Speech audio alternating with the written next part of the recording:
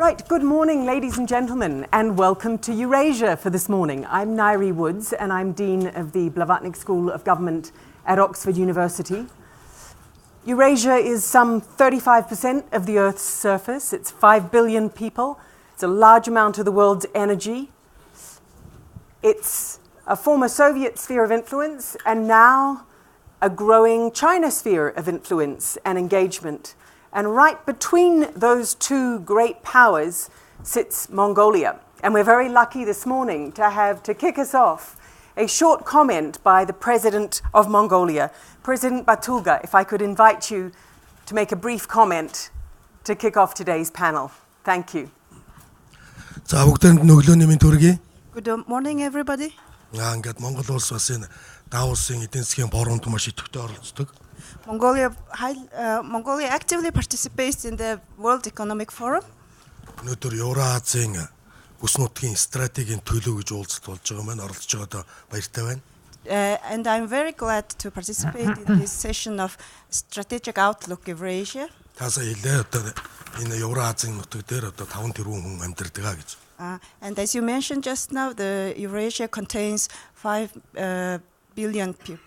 Тэгэхээр энэ хүмүүсийн амьдралын асуудлыг энэ Евроазийн бүс нутагт яаж хөгжүүлэх талаар нэлээд идэвхтэй ярилцах байхаа гэж бодож байна. So I do think that we will discuss more on how to bring development to the people of this continent. Монгол орны хувьд бол Орос хятад орны дунд амьдард оршин тогтдог одоо хоёр том гүрний дунд гэсэн Евроазийг холбодог ийм орн байгаамаа. For Mongolia, we are located in between the Russia and China, two big neighbors and two big powers. We connect the Eurasia. Өнгөрсөн 10 жилийн хугацаанд 6000 орчим километр автоцам тавилаа. Одоо 1000 орчим километр төмөр зам тавьж байна. Энэ бол Евроазийг эдийн засгийн хувьд бол дөхөн болгож байгаа нэг том дэд үтц юм аа. And during the past years, we have built around 6,000 kilometers of highways and 1,000 kilometers of railways, which connects to the Eurasia, and it constitutes to the connectivity to Eurasia. нутаг Монгол орноор Евроазийг холбосон дэд үтцүүд одоо хөгжүүлэх тал дээр та бүхэн хамтран ажиллаарай гэж хүсье. Уулзалтанд оролцож байгаа та бүхэнд амжилт хүсье. And I would like to propose here that we would cooperate further on connecting the Central Asian Plateau and the Mongolia further in the future. And I'm very happy to participate in this session, and I would like to wish you a success to the discussion. Thank you, Mr. President. Thank you. Well, let's jump straight in. I have on my left, and I'll introduce each panelist as I ask them an opening question, President Ilham Aliyev, the President of the Republic of Azerbaijan. As we said, Eurasia is now has these great powers, Russia and China on each side. As President of Azerbaijan, who do you call first, Moscow or Beijing? Baku. Baku. Yeah, our policy is friendly towards our neighbors, but at the same time, our national interests first. Therefore, all the achievements which we enjoy during the years of independence were achieved due to the commitment of our people to our independence and to the fact that we've managed to implement very serious reforms in political and economic area. And our achievements are also reflected in Davos World Economic Forum's annual assessment. We have a very high level of development in infrastructure. And as far as roads construction and quality of roads is concerned, we are number 27 in the world. Fantastic. I was interested to see that you've refreshed your government. You've brought in young technocrats. Yes, exactly.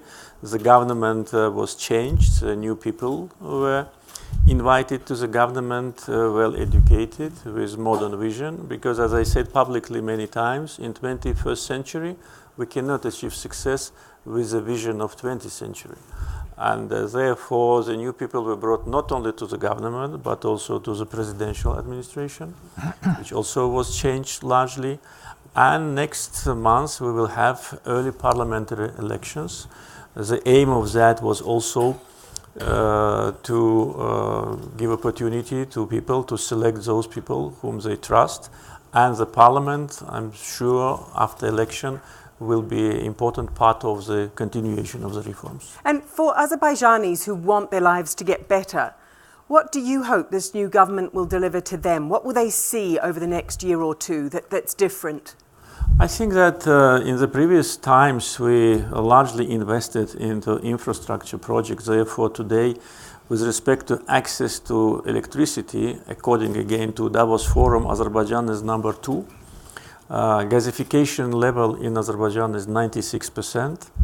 We've built 16,000 kilometers of roads and more than 3,000 schools and 700 hospitals. But that was part of the state investment. What we need now, we need a new approach in the governance, good governance, transparency, accountability, bringing the criteria of our life and living standards closer to the standards of European Union. And I think this is possible, this is achievable, because we have a strong political support. Again, I want to come to the assessment of Davos Forum, which ranks Azerbaijan government's strategic vision as number 10, and government's ability to provide stability, number 11 in the world. So the new government will concentrate on major challenge, which is growing population. Therefore, our economic growth must be in line with growth of population. During the time of independence, we came from 7 million to 10 million people. So it needs additional infrastructure, it needs additional food supply, and our population grows every year more than 100,000. That means we need at least 100,000 jobs annually, and it's not easy. Therefore, the government will address that. We will try to keep poverty as low as it is today. It's below 5%. And also we have a long strategy of reduction of the foreign direct debt, which is today very low. It's 17% of GDP, but our target is to bring it down to 10% of GDP. And of course, keeping inflation low, as it was last year, 2.5%. And the income of people must always be ahead of inflation, as well as job creation must be ahead of demographic growth. I read that a third of the population of Central Asia is now under 15. That's 1/3 of the population under 15. If we look at youth in every other continent of the world, we see them on the streets. They're demanding more voice. They're used to having more voice. For that, and you've just explained that in your country, a growing number are those young people. Yeah. What would you say if they want to come out on the streets and demand more voice? We will listen to what they want, but the fact is that in Azerbaijan, youth is not in the streets. Youth is in the universities, at school. Youth is in the startup business. Youth is actively involved in governmental issues. We have launched a very huge volunteer movement, and tens of thousands of people have been trained in the public services sector as volunteers. And then we recruit these people, those who have good results, to the governmental institutions. And frankly speaking, when we see in different parts of the world youth on the streets, it's because of dissatisfaction. Dissatisfaction with their life. They lost trust in their governments. The governments use populistic slogans to come to power and then cannot deliver what they promised. Actually, they lie. And the main reason for that is irresponsibility of politicians. Because we see in many countries, not only in Europe, but in other places, that one government comes, immediately the head of government is under fire. People elect him or her, and then within 1 year, he or her loses all the credibility. That's because the promises were given which were not been possible to implement. In Azerbaijan, we always keep our word. We never say something we cannot deliver. And year after year, living standards of our people is better. Thank you, President Aliyev. What about you? Do you have a question for President Aliyev? Let me take one question from the audience. Question, he's laid out a rich agenda of what he's seeking to achieve as president. No question, you weren't expecting me to ask you, but I'm going to ask you after each speaker, so I want you to think about what you'd like to ask today's speakers. Let's move, before we come back to the president, to Khairat Kelimbetov, the governor of the Astana International Financial Center Authority in Kazakhstan, educated as 3 of the 4 panelists were at Moscow State University, so big thumbs up for Moscow State University. But Governor, you were also educated in the United Kingdom and in the United States. Do you wish you'd learnt Mandarin and also been educated in Beijing? Yeah, I think so. Let me put it the other way. Since we've got independence, like 30 years ago, the Kazakhstan has a multi-vectoral foreign policy. So it means that we are friendly to all big superpowers globally, and at the same time we have a very close relationship with our neighbors. So with Russia, Armenia, Kyrgyzstan, and Belarus, we create Eurasian Economic Union. We are part of the Shanghai Cooperation Organization. We are part of the Turkey Council with Azerbaijan, Kyrgyzstan, and Turkey. So we're trying to be part of the much bigger coalition just than one. And at the same time, if you ask me what is the structure of the trade, global trade of Kazakhstan, is 50% is European Union.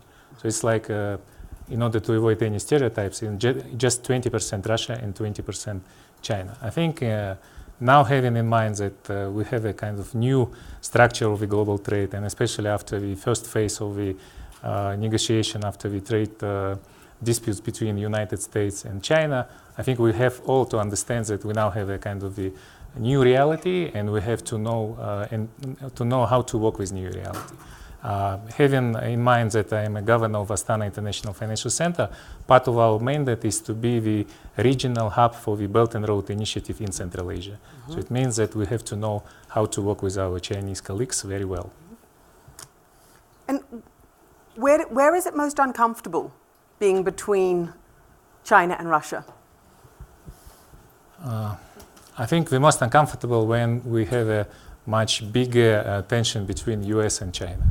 And again, I think that the recent speech of President Trump and how do we see the new trade deals or the new model of the global trade policy, even the countries disagree on something, so they figure out something they have to be agreed. And we're moving forward. We really like that it's starting kind of common understanding between US and China, and we strongly believe that later on all of these sanctions, like as a rule, time would be over. And I think now we have to be much more closer, be integrated like a markets to each other.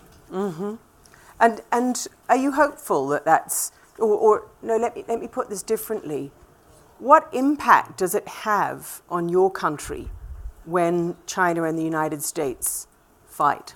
Yeah, I think when we have this kind of changes of the structure between trade between US and China, and we see that it affected like a slowdown to the Chinese economy. Or these sanctions against, for example, countries in Eurasian Economic Union is also slow down our economy, which is not really good. And I think we have to think more constructive way how we should build the global economy. But does it have political or social effects? Yeah, I think Kazakhstan is lucky. Actually, last 20 years, I think we did a great job in terms of the social and economic reform. In terms of the GDP per capita with Russia, we are leading economies in the former Soviet Union area. And I think that because we actually lucky in terms of the vast commodities, so it was tremendous economic growth in our countries. So it doesn't mean that necessarily that it should be continued the same way. And now we're thinking how to really to move to more sustainable economic growth in new reality when the super cycle for the commodities is over. I've heard you speak eloquently about connectivity. Right. One of the places where a lot of the world is feeling the discomfort between the United States and China is on technology, on Huawei, on 5G, and on this sense that for all the rest of the countries in the world, we're going to have to make uncomfortable choices. Do you feel that in Kazakhstan? Yeah, I think first of all, I would like to remind that the Central Asia is still landlocked country, and physical connectivity means a lot for the countries in the region. We now making a great job in terms of to connect Central Asia to the rest of the world in different dimensions, like West and East. Kazakhstan recently started to build a new railways, a new dry port in Korgos in the border with China, which means that we now connected in a 3 dimension through Russian Federation to Western European ports, through seaport Aktau and till Azerbaijan and further Georgia, Turkey to Eastern European ports, and through Turkmenistan and Iran to the GCC countries. So we start to be unlocked, first of all. But the digital connectivity nowadays is not everything. I think the digital connectivity or financial connectivity is also very much important. We're working on this, and I think so. In these terms, we want to avoid any kind of dilemmas that we should take Amazon or Huawei or someone else. I think that what the Kazakhstan is will try to also to be part of all of these big alliances, technological alliances. At the same time, we have to develop our own capacity. So, but the entire idea is, so let me back to the global agenda, is the region of Central Asia should be connected because we now see that it's a big interest between European Union and Asian countries, and especially China, to create land bridge between each other. And I think the countries in our part of the world would benefit from this. Thank you. Your questions for Governor Kelimbetov. Does anyone have a question for him? He's laid out for you how Kazakhstan is becoming more and more linked, but also how it's affected by China-US frictions. Any questions to you? No, clearly our speakers are being comprehensive and clear. We'll come back to some of the issues that are being raised about geostrategically what's going to happen in the region. But let me move and introduce Tatyana Valakova, who is now Director General of the United Nations, in other words, heading the United Nations office in Geneva. But before that, Tatyana, you were playing a very important role in kind of Russia's vision of a Eurasian economic area. What was your triumph on that? What do you feel was your biggest success on that? Well, my triumph, and here I see lots of people who participated in our common triumph, Mr. Kelimbetov, Mrs. Zhana Raidjanova, some other people, was establishing the Eurasian Economic Union, which was established on the 1st of January 2015, and we just celebrated the 5th anniversary. That was a great triumph because it was the result of practically 2 decades of work on Eurasian economic integration. It was not just we've built the union overnight or over 2 years. It was a work of mistakes made, of different paths explored, lessons learned for 20 years. So that was the biggest triumph. And what was the biggest lesson that you learned? The biggest lesson, I think, was that we have to learn from the experience of other regional economic organizations.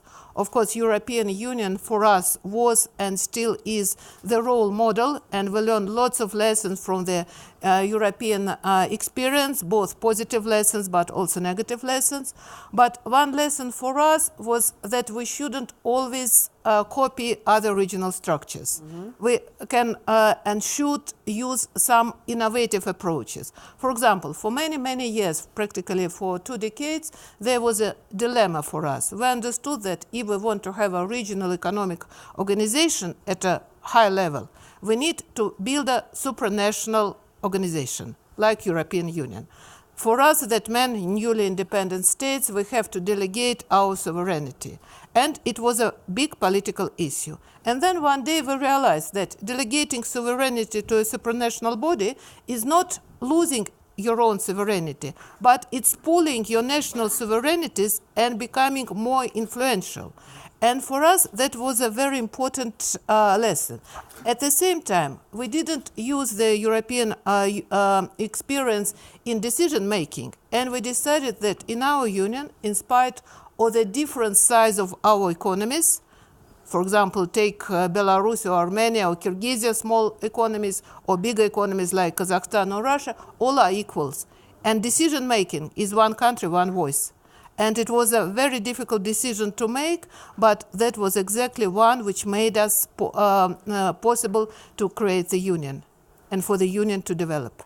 How did you persuade countries that by pooling sovereignty they would be stronger? This is an argument that lost out in the United Kingdom, where I work at Oxford. So how did you persuade countries? How did you persuade presidents like those we have here that how do you persuade them that this is a good idea? You know, I think differently from the situation in the European Union. When we started the integration process, we had much more support from the grassroots, from the population, than from the elite. That, I think, is different from the situation in the United Kingdom, because people were still remembering the Soviet Union. They still remembered economic cooperation, regional economic cooperation, and they suffered from lots of ties which have been broken. So people wanted to live and work together. They did not want to live in one country, but they wanted to be able to travel around, to be able to work all around without any problems.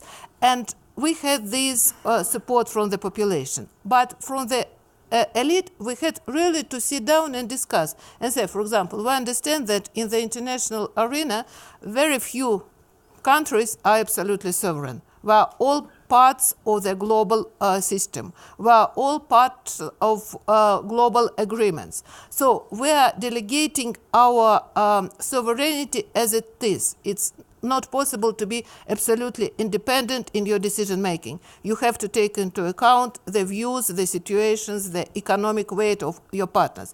So when you are creating regional economic organization, you are giving an opportunity for smaller nations for their voice to be heard on the international arena. I'll give you a very simple example. I worked a lot with the United Nations before I came to Geneva.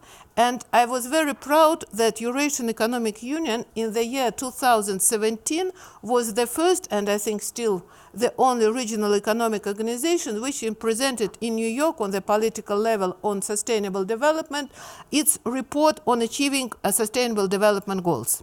The first regional economic organization. And it was Kyrgyzia, a very small Central Asian country, which presented this report on behalf of the Union.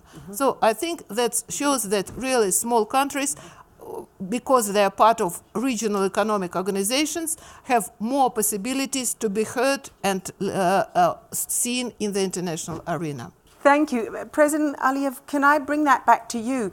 Do young people in Azerbaijan, do you think they share that vision, this aspiration to be part of a regional organization and delegate sovereignty to that regional organization? Is there grassroots support for that idea in Azerbaijan? I don't think so. I think the main idea and the main ideology of Azerbaijan, including the young generation, is sovereignty, independence, and reliance on our own resources. And me as a president, one of my targets was to transform Azerbaijan into a self-sufficient country, that the country does not depend on anyone.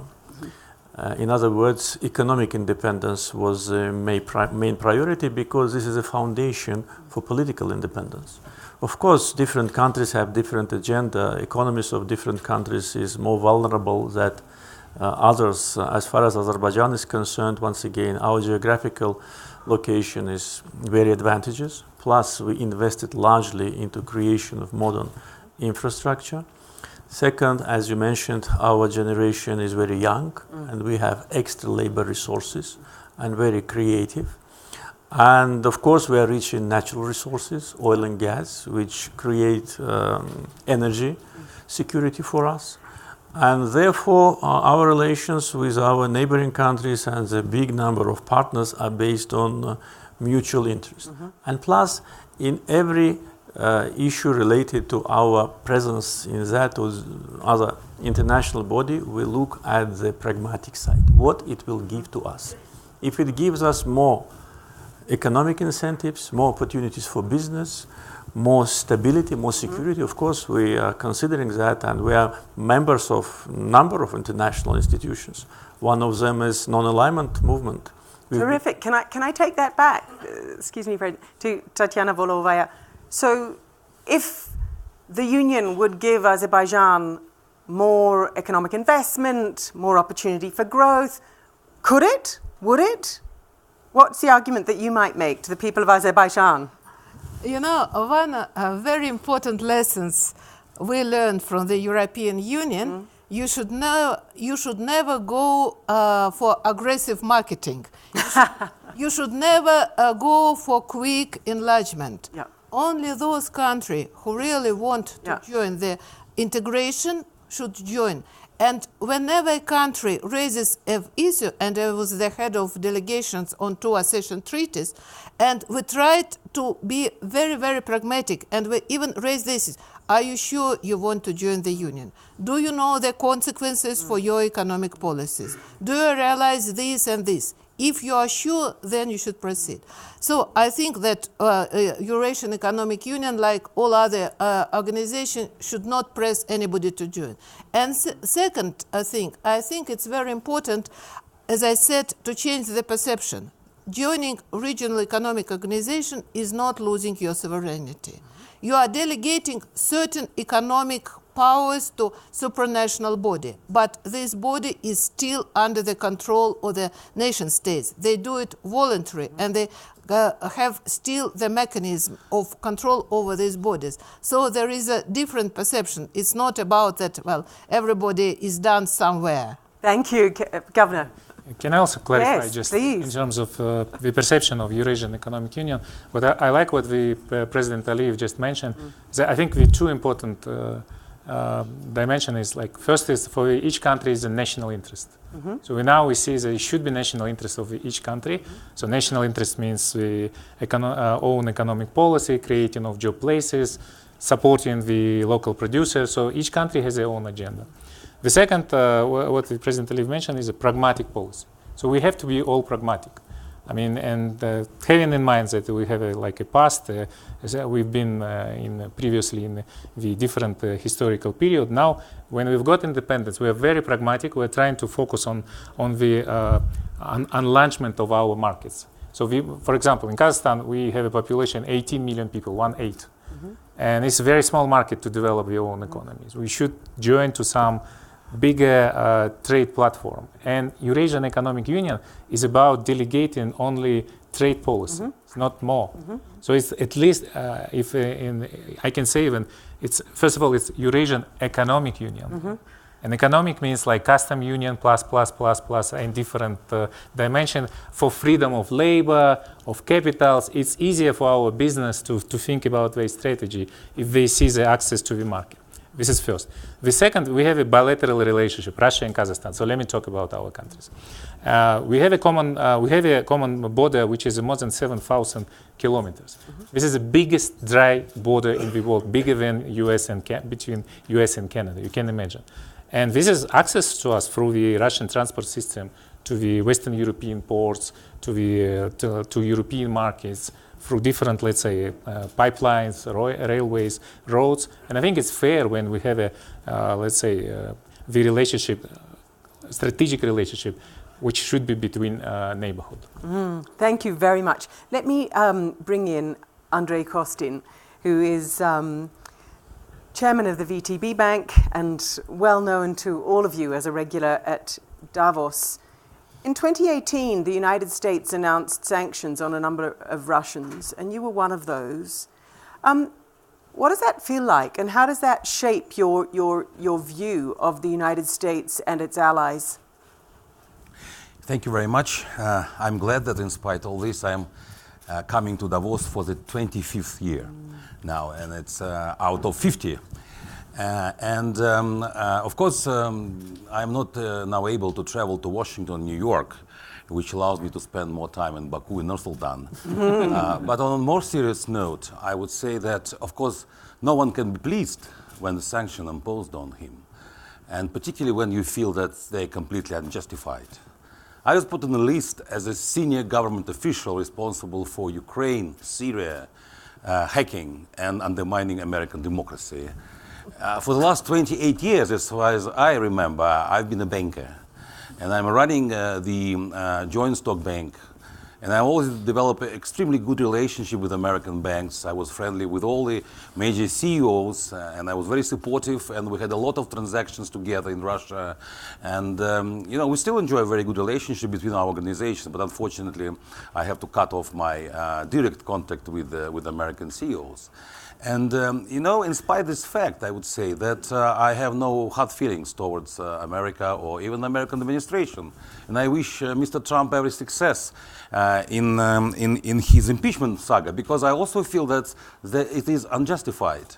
I very much remember the meeting in Davos in August 2017. That's Business Advisory Council in August, when Mr. Al Gore made a speech only 7 months after inauguration of Mr. Trump. And he said, we would impeach Mr. Trump either for Russia or for money laundering or for insanity.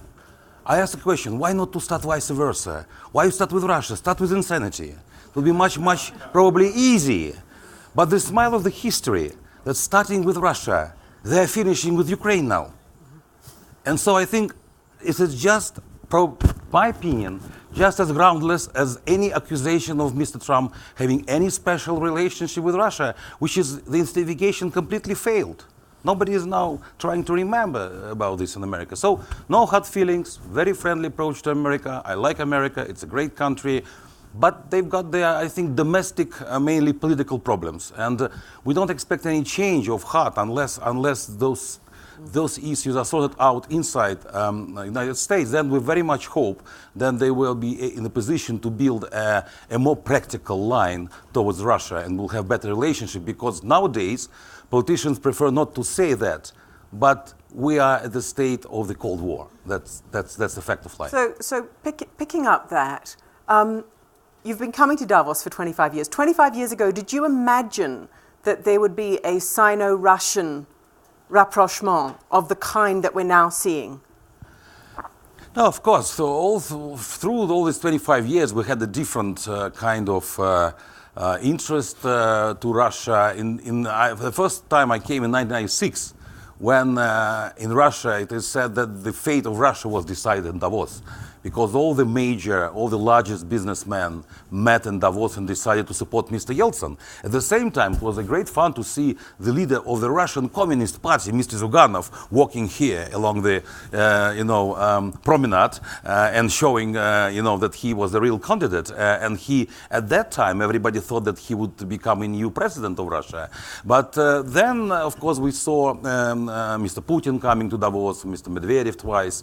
Unfortunately, nowadays, I think Russia should be better represented in Davos and speak more to the international community. But of course, at the beginning of this year, of this century, and we couldn't imagine that in 2020 we will be at such state of poor relationship between Russia and the United States, particularly, and Russia and Europe as well. But tell me about the relationship with China. You've said, you've had to put on hold some of your relationships with American banks. What about Chinese banks? Are you working with them more? I'm not saying that we put on hold a relationship with American banks.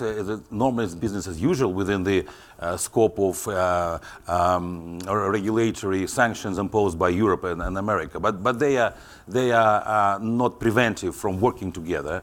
They concern only some limited areas of cooperation. Well, Chinese, the thing is that sanctions are mainly effective in the financial sector. And the threat of the so-called secondary sanctions, that's a fear for all the banks. And for the Chinese, by the way, for Europeans, much more than for Americans. Americans, banks, they've got a direct line to OFAC, and it's much easier for them to clear the problem. So we feel that sometimes the job is easily done with American banks rather than with Chinese, for example, or Europeans. That's the fact of life. So the American sanctions actually make it harder for you to work with Chinese banks? It is. But as I said, the sanctions, maybe not everybody knows, the so-called sectoral sanctions imposed on Russian leading banks, they relate only to two areas specific. We cannot borrow money from the West and from American investors for more than 2 weeks, and we can't sell them new shares. That's it. All other operations are allowed. They are not restricted. So it doesn't, of course, it does create, of course, not a very favorable atmosphere to investment in Russia. But on the other hand, it doesn't prevent us from working with including American banks in different areas, including selling bonds and working on the Russian stock market and this kind of thing. We've heard from the other four speakers this morning about Eurasia. Is Russia part of Eurasia? Do you describe yourself as Eurasian? Yes, very much so. And of course, 30 years ago, we were one country. And we were one country for more than a century. And there's a lot of common between us. We would definitely feel, I know, personally, I think we are Eurasians. But Russia always was between Europe and Asia. 100 years ago, Russian elite was speaking only French. And couldn't even speak some Russian sometimes. But nowadays, you looked 5 years ago, you looked at, for example, maybe not a different area, Ukraine, but it was funny to see how Ukrainian cabinet was speaking Russian, because it was the only language which we could keep them together. So we are, of course, we don't feel very much difference when I talk to my friend Mr. Kalembetov and other people in other countries. We are to a very big extent of the same origin. And don't forget that 5 million Russians living in Southern Caucasus and Central Asia, and more than 3 million people from Central Asia and Southern Caucasus work inside Russia, and actually transferring about $10 billion a year to their native countries. So we still have very close. Russia is still number one or number two trading partner for most of these 88 countries, maybe with the exception of Azerbaijan, but we agreed with Mr. President to improve this and to increase Russian bilateral economic cooperation. So yes, in those countries, the president was talking about the fierce sense of independence in his country, hard fought.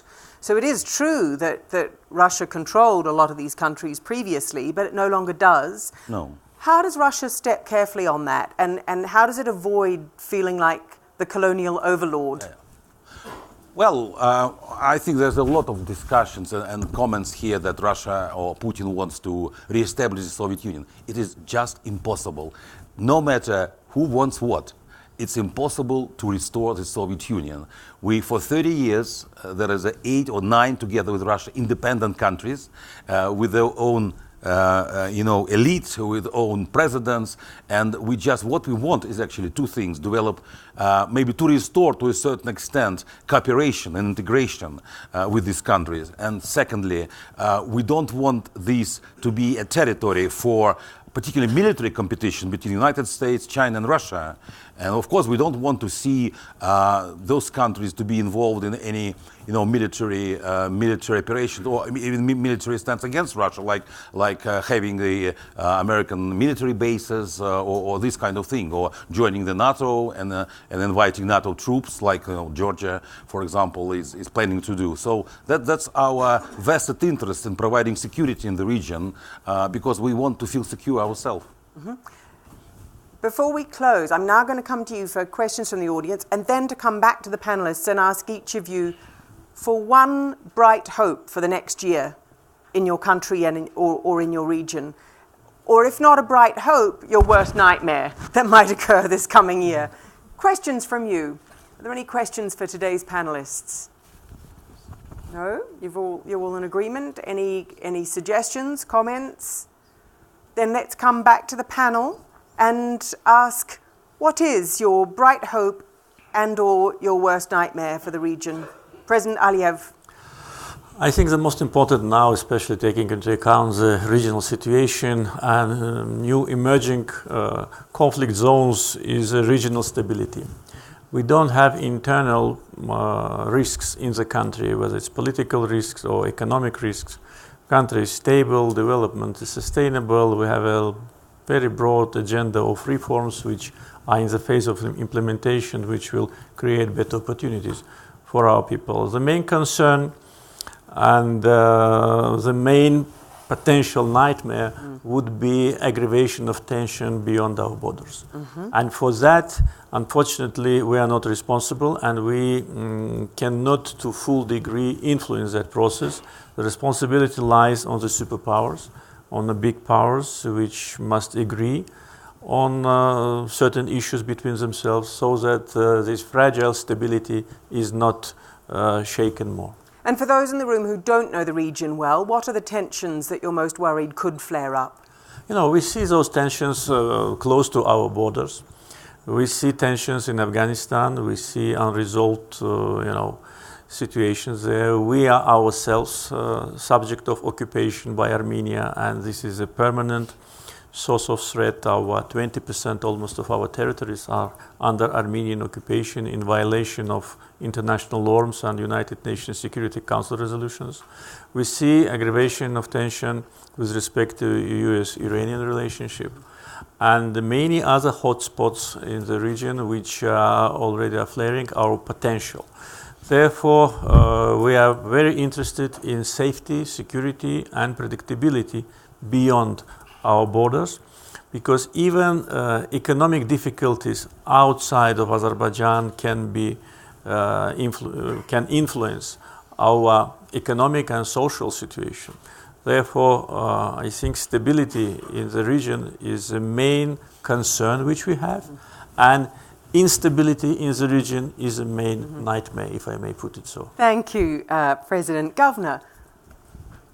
Yeah, I think I agree that the geopolitical tension is quite, which we cannot influence, but it's better to avoid to the global superpowers the further dimensions.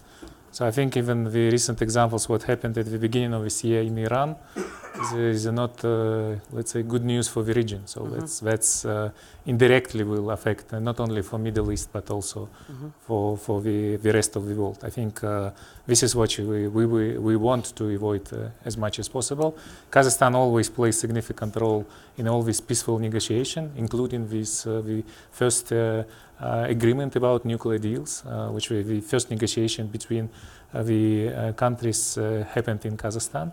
I think we will continue to play the role like a peaceful country which is trying to bring countries together to the same table. Next year, this year actually, June, the WTO ministerial meetings will happen in the city of Nur-Sultan, which is again our kind of commitment to the multilateralism, which is I think the key platform. So back to the more optimistic issues is I think we also would like to announce that so actually after this session, we have a signing ceremony with World Economic Forum in terms of the opening the affiliated center of the Fourth Industrial Revolution centers of the World Economic Forum. Why is it important for us? Because I think is now the key challenge is we should having these opportunities to leapfrog to with the new technologies.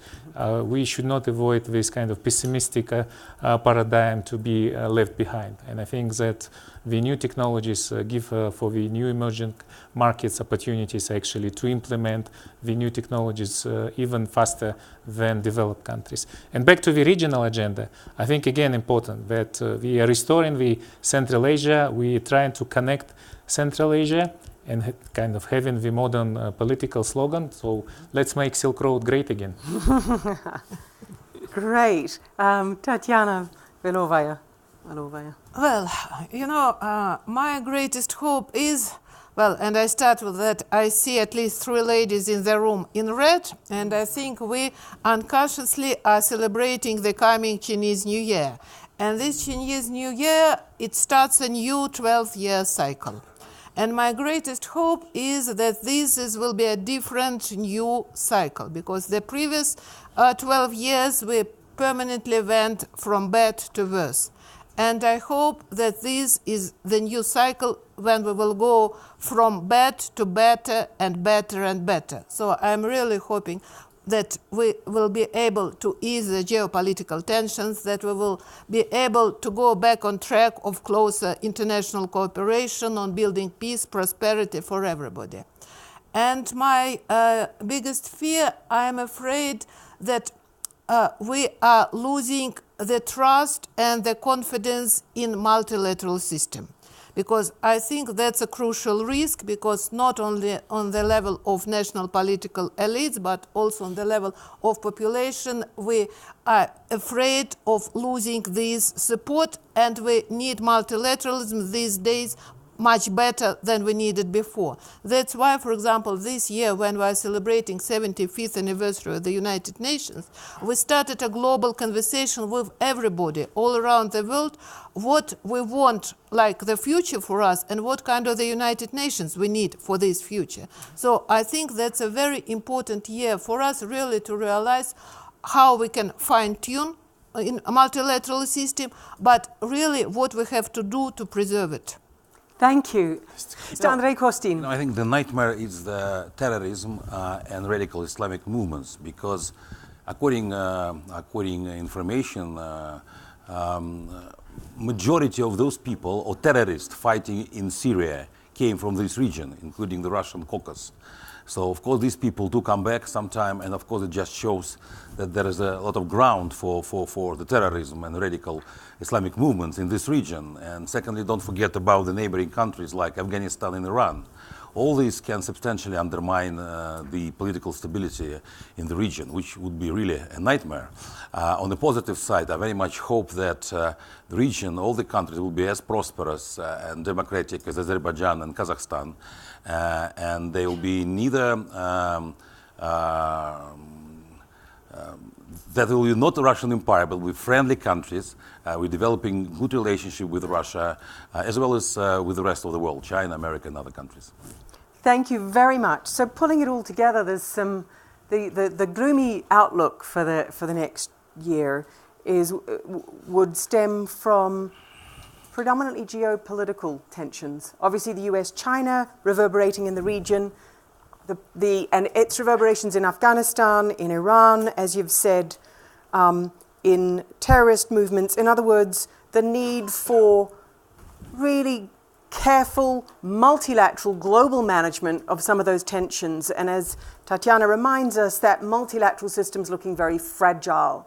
So that's the gloomy part of our panel's outlook for the next year. The positive part of the outlook for the governor is let's make the Silk Road great again. It says even though the multilateral system might be crumbling, within the Eurasian area there are other institutions emerging. The Eurasian Economic Union, China's initiatives in the region, including the BRI and the Silk Road initiatives. And there's also a sense from this panel of renewal. The president talked about giving young technocrats much more voice in the government, giving young people across your countries a greater role in shaping the future. And I think the biggest takeaway of all is the extraordinary leap in connectivity across the region. You know, that's the Silk Route in practice. I think every one of you have talked about the thousands of miles of both road and rail connectivity that is starting to make this region really a huge global hub. So thank you for coming, but thanks especially to the President of Mongolia who kicked us off, and to each of our panelists here today. Can you join me in thanking them?